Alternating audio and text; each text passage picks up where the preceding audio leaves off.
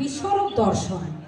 স্থিত ব্রহ্মরূপ বৃহৎ কূটস্থের উপর সমুদয় নিখিল জগতের প্রকাশ ভাবই বিশ্বরূপ, এবং ওই সর্ব ব্রহ্মময় বিশ্বরূপ দর্শন করিয়া উহাতে ব্রহ্মতে তৎময়ভাবে যুক্ত হওয়াই বিশ্বরূপ দর্শন যোগ।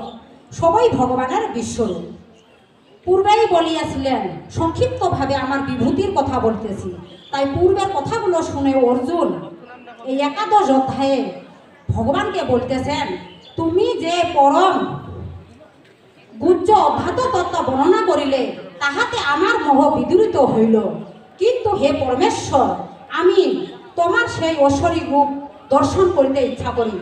যদি তুমি মনে করো যে তোমার সেই রূপ দর্শনের আমি যোগ্য, তাহলে তোমার সেই ঐশ্বরিক রূপ আমাকে দর্শন করাও। তারপরে 5, 6, 7 তিনটি শ্লোকের মধ্যে ভগবান তাহার রূপগুলো কিন্তু দেখাইতে লাগিলেন। দেখাইতে দেখাইতে ভগবান হঠাৎ করে থেমে গেলেন। দেখতেছেন যে অর্জুন তো কিছুই দেখতে পাচ্ছেন না।